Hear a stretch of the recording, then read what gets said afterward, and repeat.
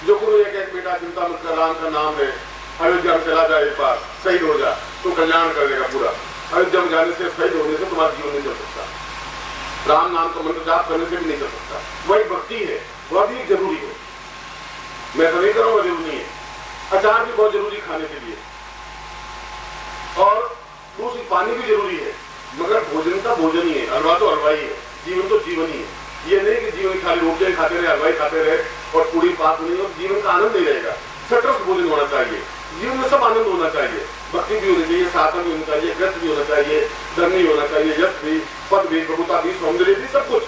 और सब कुछ है तो फिर जीवन है, और जीवन है तो आपके हाथ में लगाम है। और ऐसा लगाम यदि समर्थ गुरु है तो आपको समझा सकता है, दे सकता है।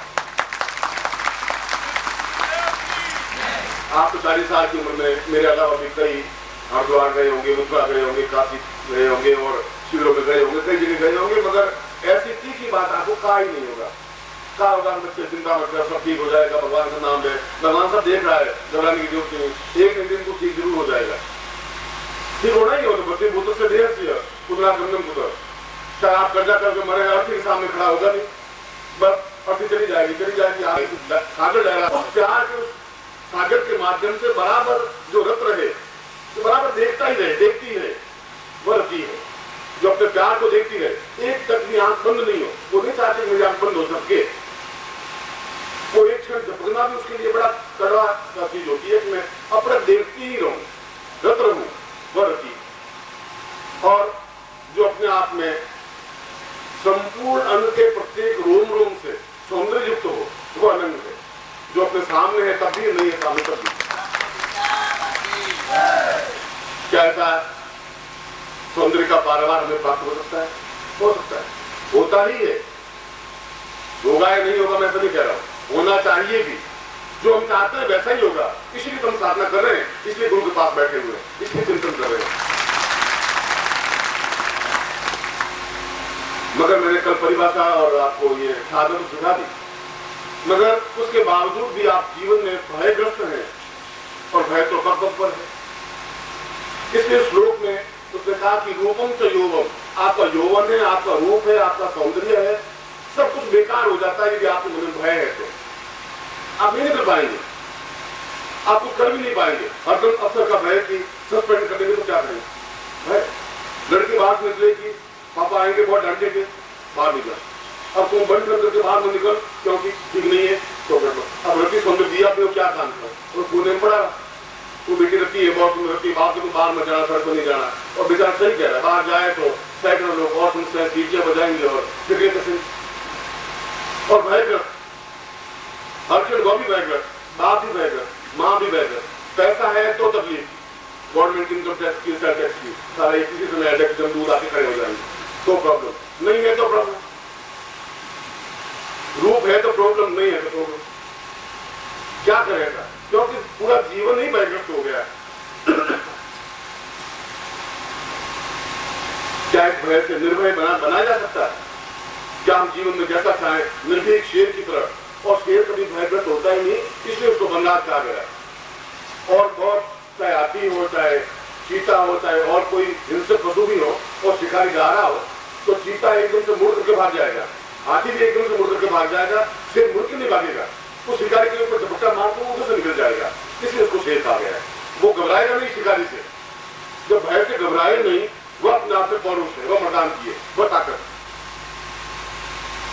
क्या ऐसा, और भर्तृ ने एक बात कहा है कि शास्त्रे वाद भयम गुणे खल भयम काये कटांता भयम, मैं रूपवान हूं तो मैं जरायाम भयम, बुढ़ापे का मुझे भय है, मैं पैसे वाला हूं तो मुझे राज्य का भय है, मैं बहुत जोर से बोलता हूं तो लोग कहते हैं सारा पागल है, चिल्ला रहा है, तो वो भय, मैं ढंग से बात नहीं कर सकता हूं तो भय, घर में अगर पत्नी को डांटता हूं तो भय, नहीं डांटता हूं तो भी भय।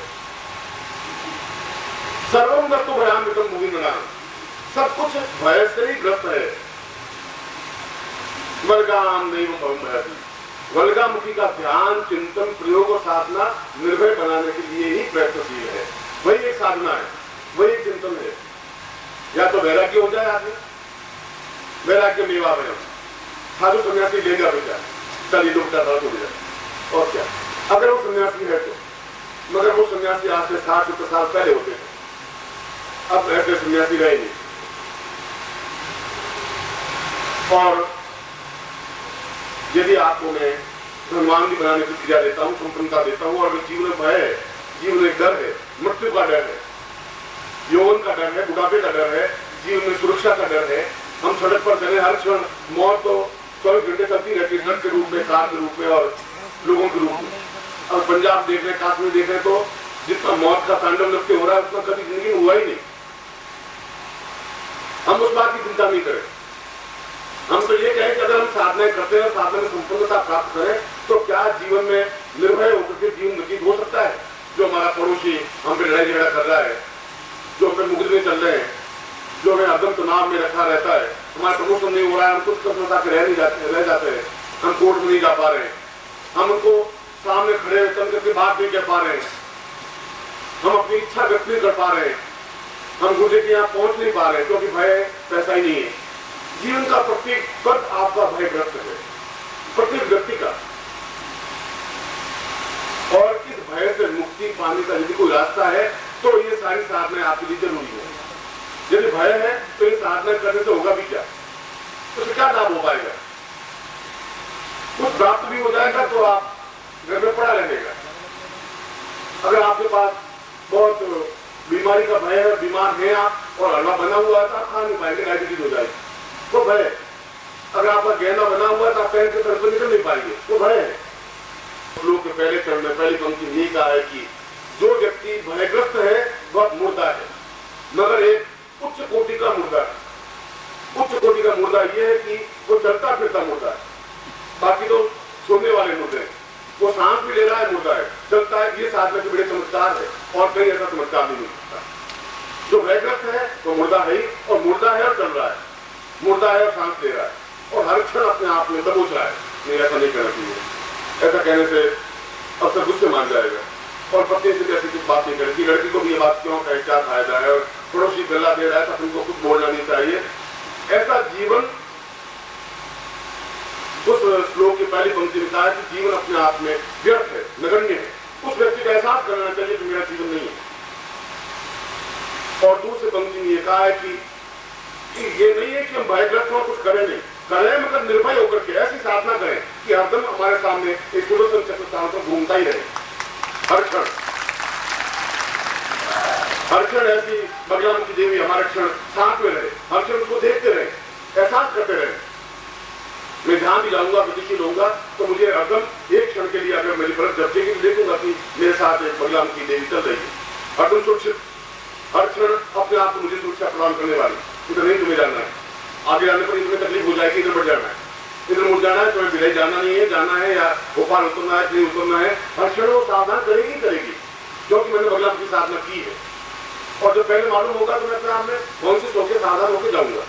और मुझे मालूम पड़ेगा कल ये परेशानी आने वाली है, और आज मुझे मालूम पड़ेगा तो मैं अपने आप में आएगी परेशानी, मगर मैं फेस करने के तैयार रहूंगा, इसलिए कि मैंने उस साधना को संपन्न किया है, उस साधना को अपने जीवन में उतारा है। जैसे कल मैंने गति का प्रयोग आपके पूरे शरीर पर किया, या उस कामदेव का प्रयोग आपके शरीर पर किया, उसी प्रकार से उस श्लोक की दूसरी पंक्ति का अर्थ यह है कि वह एक ऐसा सुदर्शन चक्र, एक ऐसी बलगा जो आपके चारों पर, जीवन के चारों पर चले, जिससे कि आपके जीवन में किसी प्रकार की परेशानी आए ही नहीं।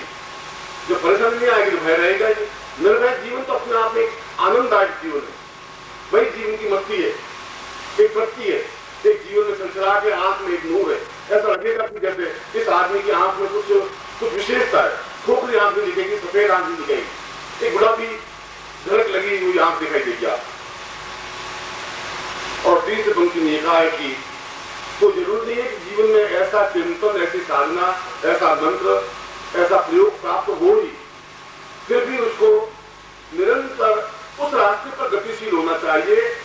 उनका कहने का मतलब है ऐसा साधु, ऐसा सन्यासी, ऐसा योगी जिसने बगलाम की सिद्ध कर रखी हो, जिसको उसका ज्ञान हो, जो चिंतन को समझता हो, जो तुम्हें समझा सके कि तुम्हारा जीवन अपने आप में मुर्दा है। आप अपने आप को बहुत महान कह दें, आपकी मर्जी, आप अपने आप को बहुत योगी राज कह दें, श्रेष्ठ कह दें, भगवान कह दें, आप कह दें मैं बहुत समाज में सम्मान, तो आपकी मर्जी है। समाज में सम्मान तो एक अलग चीज है कि आप छोटे छोटे गांव में जाएं, 50 लोग आपसे परिचित हो, आपके गले में फूलों की माला पहना दे। चाहे आप कलकत्ता जाए, बम्बई जाए, चाहे भिलाई जाए, चाहे और धनबाद जाए, चाहे बिहार के किसी स्थान पे चले जाए, मगर आपके 100-500 लोग आपसे परिचित हो ही। जहां खड़े हो आपको 1000, 10,000, 5,000 मिले ही, कोई तकलीफ रही नहीं। ऊंचे से ऊंचा अधिकारी आपके चरणों में झुके ही, आपके सामने आंख बंद हो ही उसकी। बहुत निर्भय है, बहुत निडर है, वो शेर की तरह है, वो व्याघ्र है। और ऐसी साधना, ऐसा चिंतन बलगामुखी उस रोग का मैं वर्णन समझा रहा हूं। इसलिए समझा रहा हूं कि ये सब कुछ साधनों के आधार दे। मैंने आपको प्रारंभ में कहा था, मैं एक ही सीढ़ी आपको चढ़ाऊंगा। मैं चढ़ाऊंगा कि यह भी जीवन में उतना ही आवश्यक पक्ष है।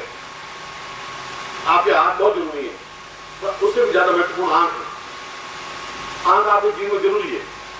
चलो आपके पास आंख है, पर माइंड आपका फेल है, माइंड आपका काम नहीं कर रहा। सभी को देखा, चलो आप माइंड और आंख दोनों आपकी सही है, मैं आप सुन नहीं पा रहे हैं बिल्कुल। कभी जीवन देखा, तीनों चीजें जब मैंने अपने पाँवों से आप चल नहीं पा, लगा हुआ है और चल नहीं पा रहा। अब बताइए कौन सा अंग ज्यादा महत्वपूर्ण है? सभी अंग अपने आप में महत्वपूर्ण है। लक्ष्मी भी अपने आप में महत्वपूर्ण है आपके जीवन में। अगर रूप और यौवन और सौंदर्य आपके जीवन में महत्वपूर्ण है, तो निर्भय होना भी जीवन में आपके महत्वपूर्ण है। और जहां निडरता है वहां अपने आप शक्तियां आएगी, वहां यौवन अपने आप में आएगा, तो गलत आएगा सकती। जब मन में कोई घबराहट है ही नहीं, मन में किसी प्रकार की न्यूनता नहीं है, तो आदमी व्रत नहीं हो सकता, फिर आदमी मर नहीं सकता। ये निडरता का अमृत तत्व का मैं नहीं कर सका तो मैं गुरु नहीं हूं, मैं भी बेकार हूं। समर्पण होना चाहिए। समर्पण का मतलब इक्वलिटी, आप और हम दोनों बराबर लेवल पे खड़े हो, तब अर्पण होगा। तब अपने आप को, मैं भी आपकी जगह आके खड़ा हूँ, यदि 10वीं सीढ़ी पर खड़ा हूँ और आप 2 सीढ़ी पर खड़े, तो मैं उतरू नीचे, 2 सीढ़ी पर खड़ा हूँ, तब आप मुझे देख पाएंगे, मैं आपको देख पाऊंगा, आप मुझे समझने की कोशिश करेंगे, मैं आपको समझा पाऊंगा।